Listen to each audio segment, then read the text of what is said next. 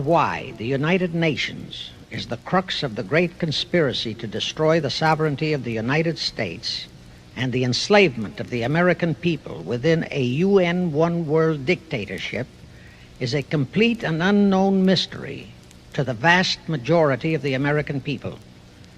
The reason for this unawareness of the frightening danger to our country and to the entire free world is simple. The masterminds behind this great conspiracy have absolute control of all of our mass communications media, especially television, the radio, the press, and Hollywood.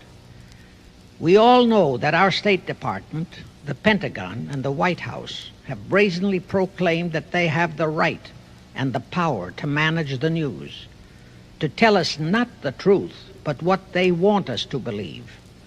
They have seized that power on orders from their masters of the great conspiracy.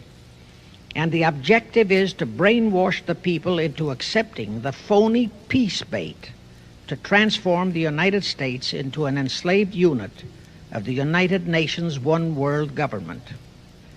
First of all, bear in mind that the so-called UN police action in Korea, fought by the United States, in which 150,000 of our sons were murdered and maimed, was part of the plot, just as the undeclared by Congress war in Vietnam, in which our sons are dying, is part of the plot, just as the plot against Rhodesia and South Africa, in which our sons will be dying, is part of the UN plot.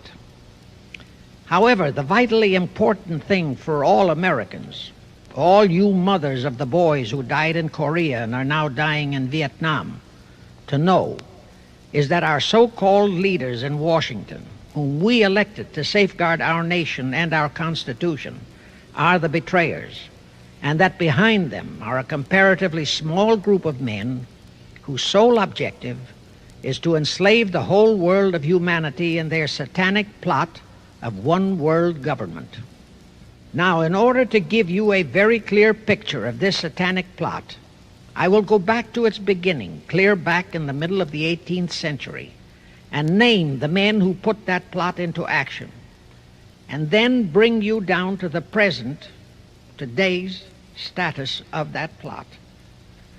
Now, as a matter of further intelligence, a term used by the FBI, let me clarify the meaning of the expression, "He is a liberal." The enemy, meaning the one world conspirators, have seized upon that word liberal as a cover-up for their activities. It sounds so innocent and so humanitarian to be liberal. We'll make sure that the person who calls himself a liberal or is described as a liberal is not in truth a red. Now then, this satanic plot was launched back in the 1760s when it first came into existence under the name of the Illuminati. This Illuminati was organized by one Adam Weishaupt, born a Jew, who was converted to Catholicism and became a Catholic priest, and then, at the behest of the then newly organized House of Rothschild, defected and organized the Illuminati. Naturally, the Rothschilds financed that operation. And every war since then, beginning with the French Revolution, has been promoted by the Illuminati, operating under various names and guises.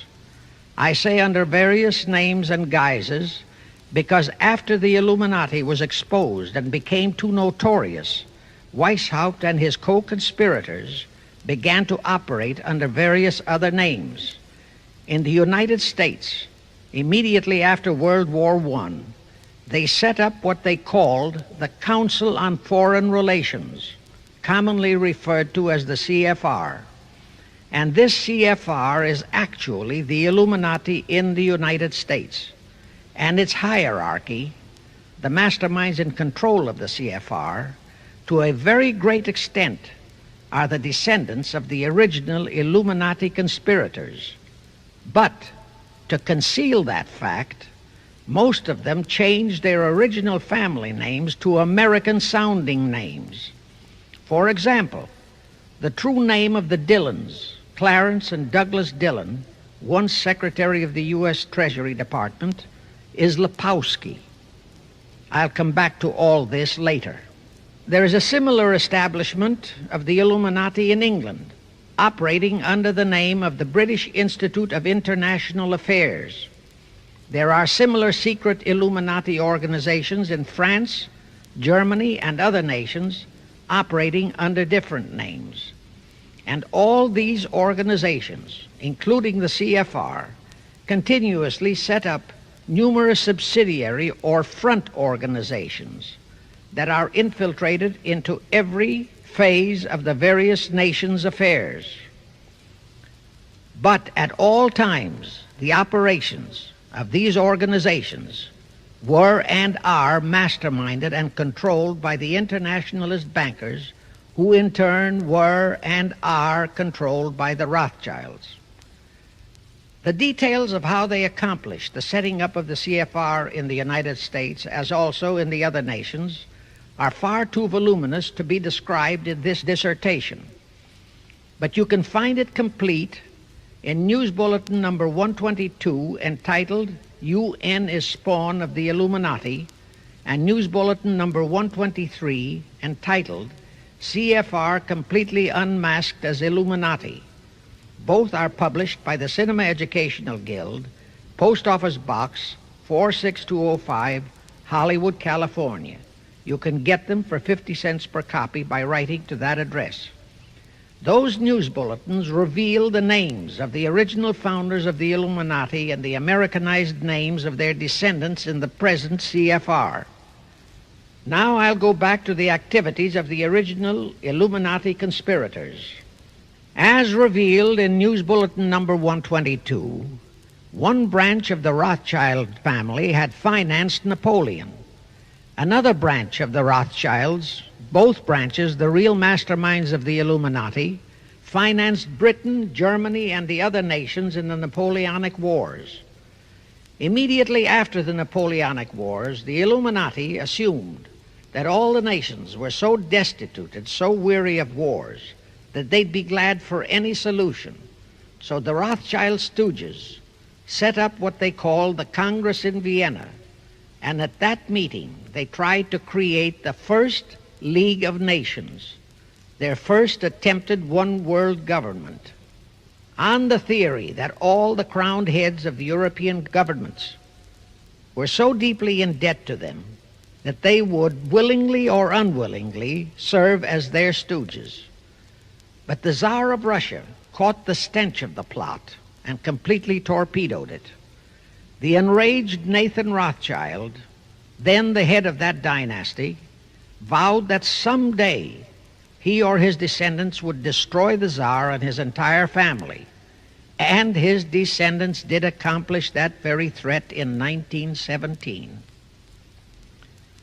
At this point, bear in mind that the Illuminati was not set up to operate on a short-range basis.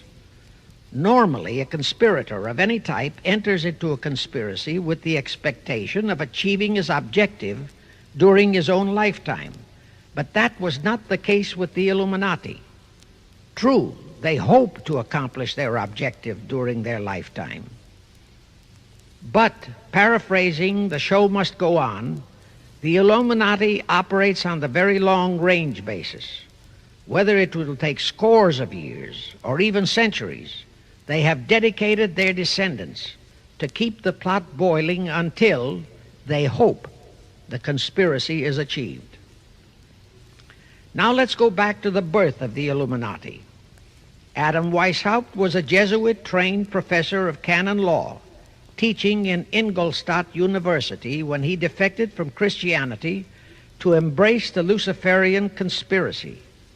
It was in 1770 that the professional moneylenders, the then recently organized House of Rothschild, retained him to revise and modernize the age-old protocols of Zionism, which from the outset was designed to give the synagogue of Satan, so named by Jesus Christ, ultimate world domination, so they could impose the Luciferian ideology upon what would remain of the human race after the final social cataclysm by use of satanic despotism. Weishaupt completed his task May 1st, 1776. Now you know why May 1 is the great day with all communist nations to this very day. That was the day, May 1, 1776, that Weishaupt completed his plan and officially organized the Illuminati to put the plan into execution. That plan required the destruction of all existing governments and religions. That objective was to be reached by dividing the masses of people whom he, Weishaupt, termed Goyim, or human cattle, into opposing camps in ever-increasing numbers on political, social, economic, and other issues, the very conditions we have in our country today. The opposing sides were then to be armed and incidents provided which would cause them to fight and weaken themselves and gradually destroy national governments and religious institutions. Again, I say, the very conditions in the world today. And at this point, let me stress a prime feature of the Illuminati plans. When and if their blueprint for world control, the protocols of the elders of Zion, is discovered and exposed, they would wipe all the Jews off the face of the earth in order to divert suspicions from themselves. If you think this is far-fetched, bear in mind that they permitted Hitler, a liberal socialist himself, who was financed by Krupp, Kennedy, the Warburgs, and the Rothschilds, to incinerate 600,000 Jews. Now, just why did the conspirators choose the word Illuminati for their satanic organization? Weishaupt himself said that the word is derived from Lucifer and means holders of the light, using the lie that his objective was to bring about a one-world government to enable those with mental ability to govern the world and prevent all wars in the future. In short, using the word peace on earth as his bait, exactly as that same bait, peace, was used by the 1945 conspirators to foist the United Nations on us. Weishaupt, financed, I repeat, by the Rothschilds, recruited some 2,000 paid followers. These included the most intelligent men in the fields of arts and letters, education, the sciences, finance, and industry. He then established lodges of the Grand Orient, Masonic lodges, to be their secret headquarters. And I again repeat that in all of this he was acting under orders from the House of Rothschild. The main features of the Weishaupt plan of operation required his Illuminati to do the following things to help them to accomplish their purpose. Number one, use monetary and sex bribery to obtain control of men already in high places in the various levels of all governments and other fields of endeavor. Once influential persons had fallen for the lies, deceits, and temptations of the Illuminati, they were to be held in bondage by application of political and other forms of blackmail, threats of financial ruin, public exposure and physical harm, even death, to themselves and loved members of their families. Do you realize how many present top officials in our federal government in Washington are controlled in just that way by the CFR? Do you realize how many homosexuals in our State Department, the Pentagon, all federal agencies, even in the White House, are controlled that way? Number two, Illuminati on the faculties of colleges and universities were to cultivate students possessing exceptional mental ability belonging to well-bred families with international leanings and recommend them for special training in internationalism. Such training was to be provided by granting scholarships to those selected by the Illuminists. That gives you an idea what a Rhodes Scholarship means. It means indoctrination into accepting the idea that only a one-world government can put an end to recurring wars and strife. That's how the United Nations was sold to the American people. One of the most notable Rhodes Scholars we have in our country is Senator William J. Fulbright, sometimes referred to as Half-Bright. His entire voting record spells Illuminati. All such scholars were to be first persuaded and then convinced that men of special talent and brains have the right to rule those less gifted on the ground that the masses don't know what is best for them physically, mentally, and spiritually. In addition to the Rhodes and similar scholarships, today there are 3 special Illuminati schools located in Gordonstown in Scotland, Salem in Germany, and Anavrita in Greece. These 3 are known ones, but there are others that are kept undercover. Prince Philip, the husband of Britain's Queen Elizabeth, was educated at Gordonstown at the instigation of Lord Louis Mountbatten, his uncle, a Rothschild relative who became Britain's admiral of the fleet after World War II ended. Number 3, all influential people trapped into coming under the control of the Illuminati, plus the students who had been specially educated and trained, were to be used as agents and placed behind the scenes of all governments as experts and specialists, so they would advise the top executives to adopt policies which would, in the long run, serve the secret plans of the Illuminati one-world conspiracy and bring about the destruction of the governments and religions they were elected or appointed to serve. Do you know how many such men operate in our government at this very time? Rusk, McNamara, Hubert Humphrey, Fulbright, Kuchel, and go on and on and on. Number 4, perhaps the most vital directive in Weishaupt's plan was to obtain absolute control of the press, at that time the only mass communications media, to distribute information to the public, so that all news and information could be slanted, so that the masses could be convinced that a one-world government is the only solution to our many and varied problems. Now do you know who owns and controls our mass communications media? I'll tell you, practically all the movie lots in Hollywood is owned by the Lehmans, Kuhn, Loeb and Company, Goldman Sachs, and other internationalist bankers. All the national radio and TV channels in the nation are owned and controlled by those same internationalist bankers.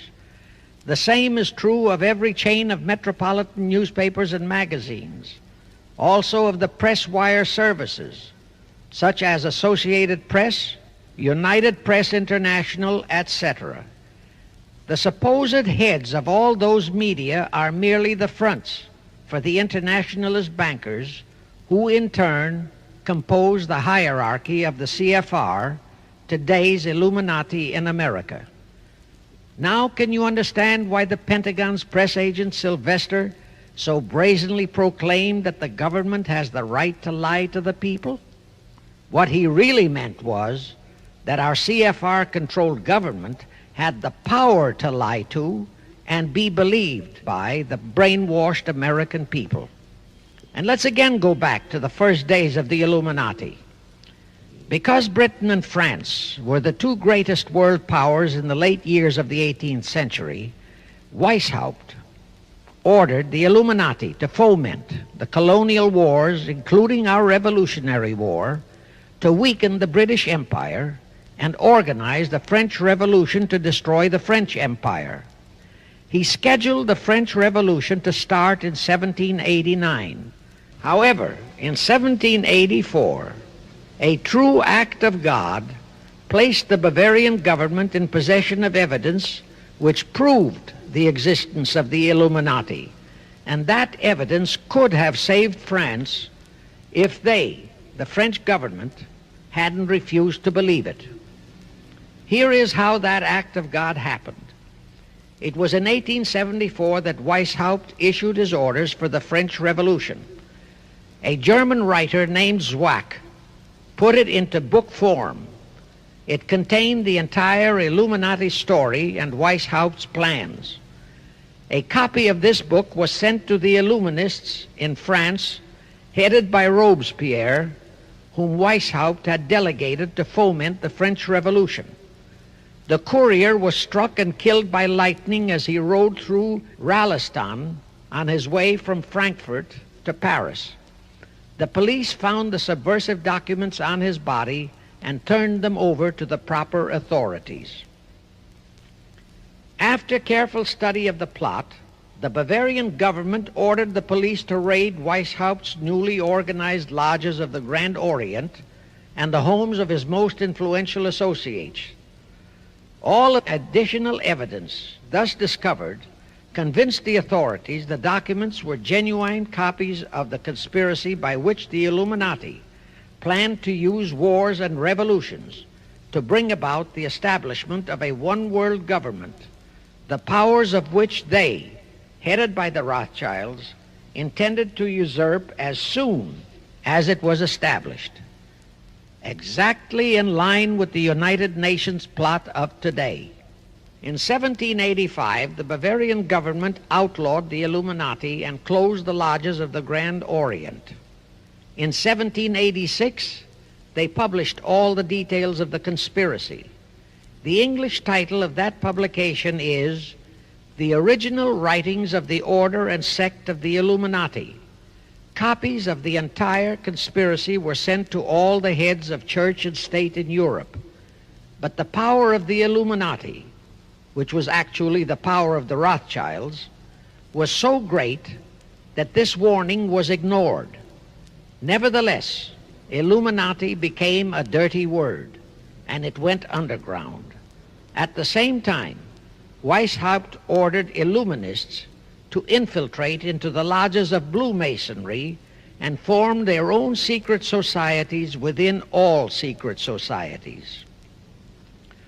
Only Masons who proved themselves internationalists and those whose conduct proved they had defected from God were initiated into the Illuminati.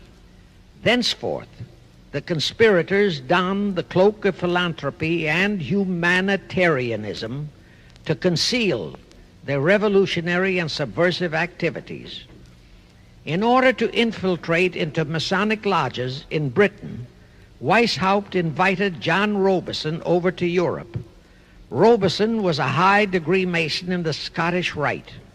He was a professor of natural philosophy at Edinburgh University and secretary of the Royal Society of Edinburgh.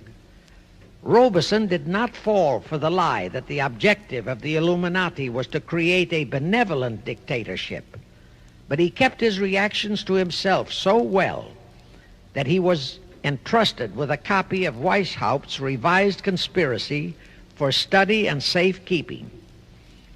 Anyway, because the heads of state and church in France were deluded into ignoring the warnings given them, the revolution broke out in 1789 as scheduled by Weishaupt. In order to alert other governments to their danger, in 1798 Robison published a book entitled Proof of a Conspiracy to Destroy All Governments and Religions. But his warnings were ignored, exactly as our American people have been ignoring all warnings about the United Nations and the Council on Foreign Relations, the CFR. Now here is something that will stun and very likely outrage many who hear this, but there is documentary proof that our own Thomas Jefferson and Alexander Hamilton became students of Weishaupt. Jefferson was one of Weishaupt's strongest defenders when he was outlawed by his government. And it was Jefferson who infiltrated the Illuminati into the then newly organized lodges of the Scottish Rite in New England. Here is the proof. In 1789, John Robeson warned all Masonic leaders in America that the Illuminati had infiltrated into their lodges. And on July 19, 1789, David Papin, president of Harvard University, issued the same warning to the graduating class and lectured them on the influence Illuminism was acquiring on American politics and religion. And to top it off, John Quincy Adams, who had organized the New England Masonic lodges, issued his warnings. He wrote 3 letters to Colonel William L. Stone, a top Mason, in which he exposed how Jefferson was using Masonic lodges for subversive, Illuministic purposes. Those 3 letters are at this very time in Rittenberg Square Library in Philadelphia. In short, Jefferson, founder of the Democratic Party, was a member of the Illuminati, which at least partly accounts for the condition of the party at this time. And through infiltrations of the Republican Party, we have exactly nothing of loyal Americanism today. That disastrous rebuff at the Congress at Vienna, created by the Tsar of Russia, did not by any means destroy the Illuminati conspiracy. It merely forced them to adopt a new strategy. Realizing that the one world idea was, for the moment, killed, the Rothschilds decided that to keep the plot alive, they'd have to do it by heightening their control of the money systems of the European nations.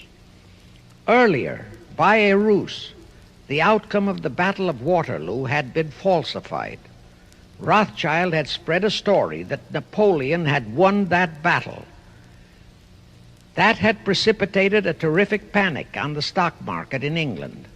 All stocks had plummeted down to practically zero, and Nathan Rothschild bought all the stocks for virtually a penny on its dollar values. That gave him complete control of the economy of Britain and virtually of all Europe. So immediately after that Congress in Vienna had boomeranged, Rothschild forced Britain to set up a new Bank of England, which he absolutely controlled. Exactly as later, through Jacob Schiff, he engineered our own Federal Reserve Act, which gave the House of Rothschild a secret control of the economy in the United States. But now for a moment, let's dwell on the activities of the Illuminati in the United States. In 1826, one Captain William Morgan decided it was his duty to inform all Masons and the general public what the full truth was regarding the Illuminati, their secret plans and intended objectives, also reveal the identities of the masterminds of the conspiracy. The Illuminati promptly tried Morgan in absentia and convicted him of treason. They ordered one Richard Howard, an English Illuminist, to carry out their sentence of execution as a traitor. Morgan was warned and he tried to escape to Canada, but Howard caught up with him near the border, near the Niagara Gorge to be exact, where he murdered him. This was verified in a sworn statement made in New York by one Avery Allen to the effect that he heard Howard render his report of the execution to a meeting of Knights Templars in St. John's Hall, New York.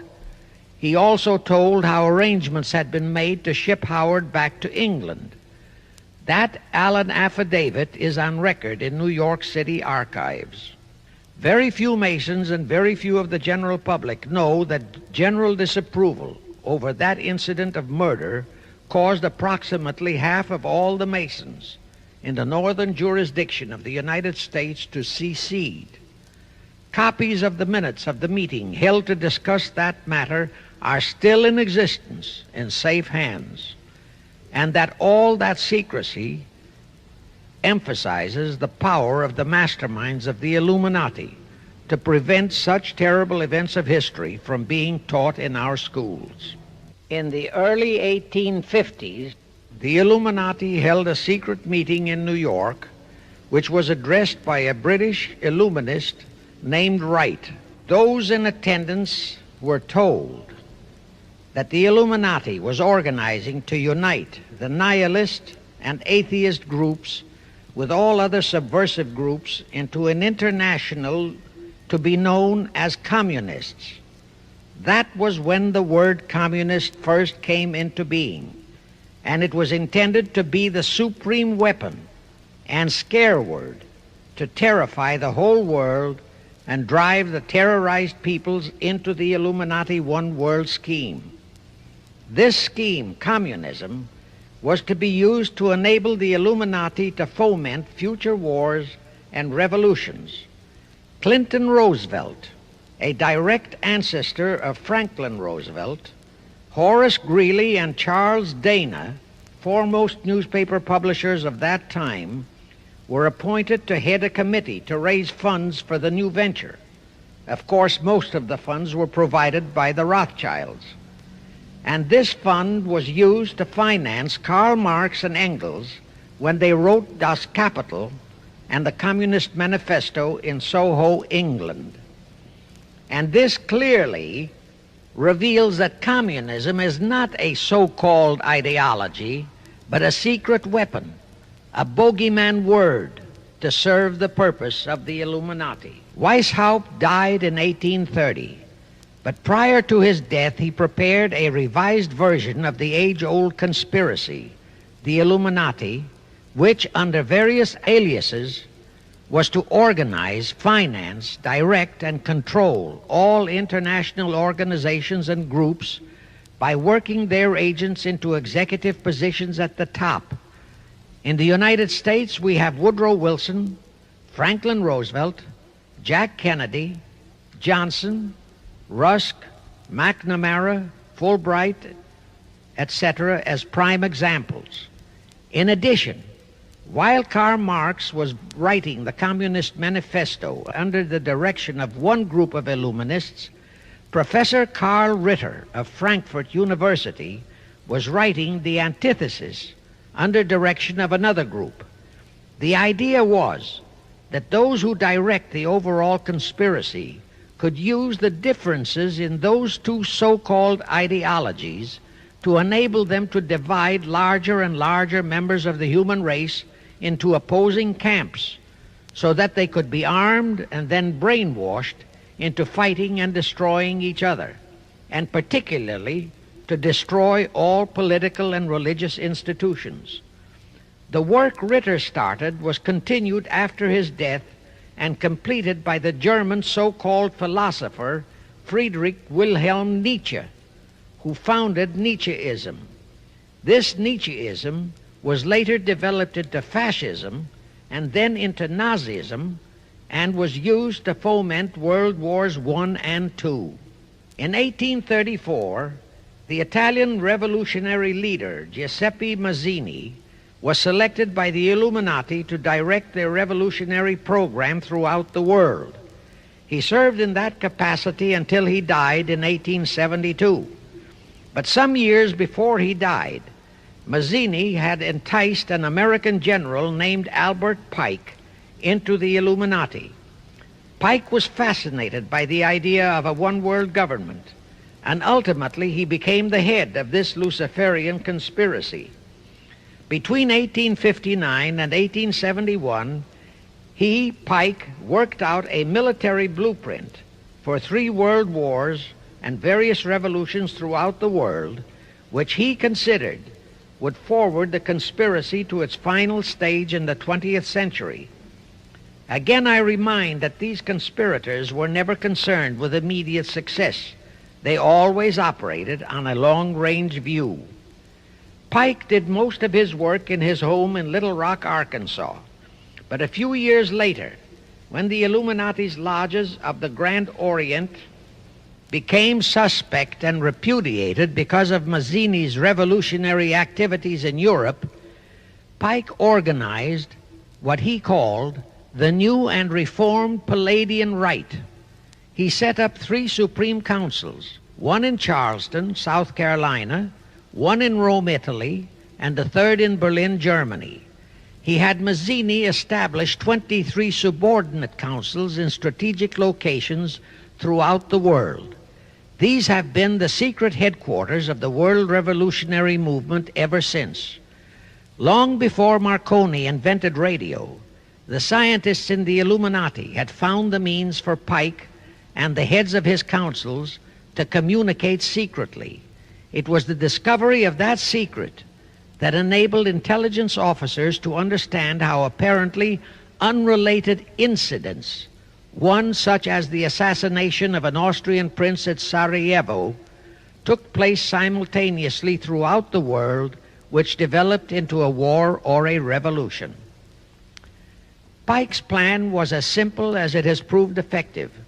It called for communism, Nazism, political Zionism, and other international movements be organized and used to foment 3 global world wars and at least 2 major revolutions.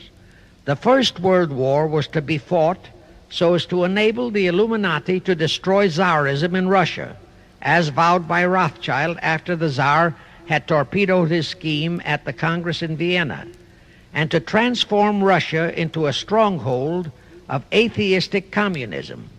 The differences stirred up by agents of the Illuminati between the British and German empires were to be used to foment this war. After the war would be ended, communism was to be built up and used to destroy other governments and weaken religions. World War II, when and if necessary, was to be fomented by using the controversies between fascists and political Zionists. And here let it be noted that Hitler was financed by Krupp, the Warburgs, the Rothschilds, and other internationalist bankers, and that the slaughter of the supposed 600,000 Jews by Hitler didn't bother the Jewish internationalist bankers at all. That slaughter was necessary in order to create worldwide hatred of the German people and thus bring about the war against them. In short, this Second World War was to be fought to destroy Nazism and to increase the power of political Zionism so that the State of Israel could be established in Palestine. During this World War II, international communism was to be built up until it equaled in strength that of united Christendom. When it reached that point, it was to be contained and kept in check until required for the final social cataclysm. As we know now, Roosevelt, Churchill, and Stalin put that exact policy into effect, and Truman, Eisenhower, Kennedy, and Johnson continued that same exact policy. World War III is to be fomented by using the so-called controversies the agents of the Illuminati, operating under whatever new name, are now stirring up between the political Zionists and the leaders of the Muslim world. That war is to be directed in such a manner that all of Islam and political Zionism, Israel, will destroy each other, while at the same time the remaining nations, once more divided on this issue, will be forced to fight themselves into a state of complete exhaustion, physically, mentally, spiritually, and economically. Now, can any thinking person doubt that the intrigue now going on in the Near, Middle, and Far East is designed to accomplish that satanic objective? Pike himself foretold all this in a statement he made to Mazzini on August 15, 1871. Pike stated that after World War III is ended, those who will inspire to undisputed world domination will provoke the greatest social cataclysm the world has ever known. Quoting his own words, taken from the letter he wrote to Mazzini, and which letter is now catalogued in the British Museum in London, England, he said, "We shall unleash the nihilists and the atheists, and we shall provoke a great social cataclysm which in all its horror will show clearly to all nations the effect of absolute atheism, the origin of savagery and of most bloody turmoil. Then everywhere the people forced to defend themselves against the world minority of revolutionaries will exterminate those destroyers of civilization, and the multitudes disillusioned with Christianity, whose deistic spirits will be from that moment on without direction and leadership, and anxious for an ideal but without knowledge where to send its adoration, will receive the true light through the universal manifestation of the pure doctrine of Lucifer, brought finally out into public view, a manifestation which will result from a general reactionary movement which will follow the destruction of Christianity and atheism, both conquered and exterminated at the same time." When Mazzini died in 1872, Pike made another Italian revolutionary leader named Adrian Lemmy his successor. Lemmy, in turn, was succeeded by Lenin and Trotsky, then by Stalin. The revolutionary activities of all those men were financed by British, French, German, and American international bankers, all of them dominated by the House of Rothschild. We are supposed to believe that the international bankers of today, like the money changers of Christ's day, are only the tools or agents of the great conspiracy, but actually they are the masterminds behind all of it.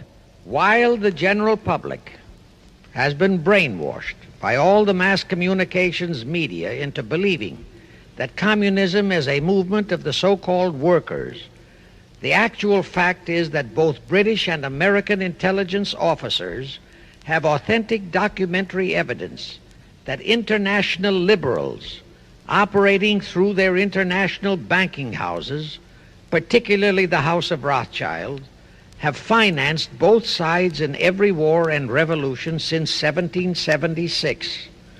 Those who today comprise the conspiracy, the CFR in the United States, direct our governments, whom they hold in usury through such methods as the Federal Reserve System in America, to fight wars such as Vietnam, created by the United Nations, so as to further Pike's Illuminati plans to bring the world to that stage of the conspiracy when atheistic communism and the whole of Christianity can be forced into an all-out Third World War within each remaining nation, as well as on an international scale.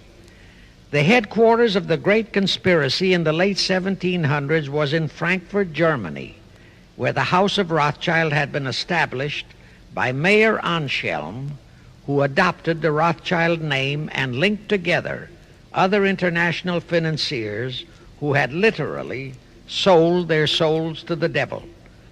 After the Bavarian government's exposure in 1786, the conspirators moved their headquarters to Switzerland, then to London.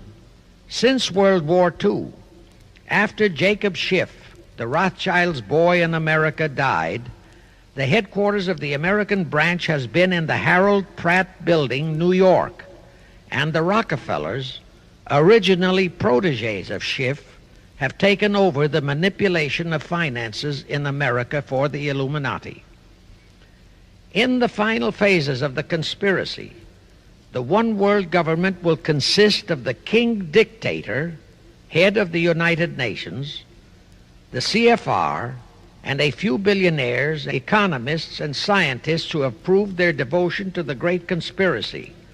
All others are to be integrated into a vast conglomeration of mongrelized humanity, actually slaves. Now let me show you how our federal government and the American people have been sucked into the one world takeover plot of the Illuminati great conspiracy. And always bear in mind that the United Nations was created to become the housing for that one world so-called liberal conspiracy. The real foundations of the plot for the takeover of the United States were laid during the period of our Civil War. Not that Weishaupt and the earlier masterminds had ever overlooked the New World. As I have previously indicated, Weishaupt had his agents planted over here as far back as the Revolutionary War. But George Washington was more than a match for them. It was during the Civil War that the conspirators launched their first concrete efforts. We know that Judah Benjamin, chief advisor of Jefferson Davis, was a Rothschild agent.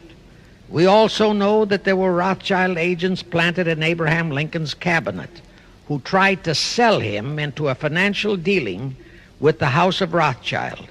But old Abe saw through the scheme and bluntly rejected it, thereby incurring the undying enmity of the Rothschilds, exactly as the Russian Tsar did when he torpedoed their first League of Nations at the Congress in Vienna. Investigation of the assassination of Lincoln revealed that the assassin, Booth, was a member of a secret conspiratorial group. Because there were a number of highly important government officials involved, the name of the group was never revealed, and it became a mystery, exactly as the assassination of Jack Kennedy still is a mystery. But I am sure it will not for long remain a mystery. Anyway, the ending of the Civil War destroyed, temporarily, all chances of the House of Rothschild to get a clutch on our money system, such as they had acquired in Britain and other nations in Europe. I say temporarily because the Rothschilds and the masterminds of the conspiracy never quit. So they had to start from scratch, but they lost no time in getting started. Shortly after the Civil War, a young immigrant who called himself Jacob H. Schiff arrived in New York. Jacob was a young man with a mission for the House of Rothschild. Jacob was the son of a rabbi, born in one of Rothschild's houses in Frankfurt, Germany. I won't go deeply into his background. The important point is that Rothschild recognized in him not only a potential money wizard, but more important, he also saw the latent Machiavellian qualities in Jacob that could, as it did, make him an invaluable functionary in the great one-world conspiracy. After a comparatively brief training period in the Rothschilds' London bank, Jacob left for America with instructions to buy into a banking house, which was to be the springboard to acquire control of the money system of the United States. Actually, Jacob came here to carry out 4 specific assignments. Number 1, and most important, was to acquire control of America's money system.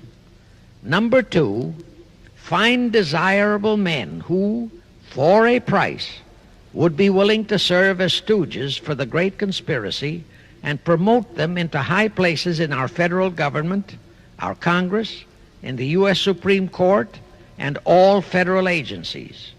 Number 3, create minority group strife throughout the nations, particularly between whites and blacks. Number 4, create a movement to destroy religion in the United States, but Christianity to be the chief target. Earlier, I stated that Jacob Schiff came to America with orders by Rothschild to carry out 4 specific directives. The first and most important one was to get control of the United States money system. Let's trace Schiff's step to accomplish that directive. As a first step, he had to buy into a banking house, but it had to be the kind of a house that he could absolutely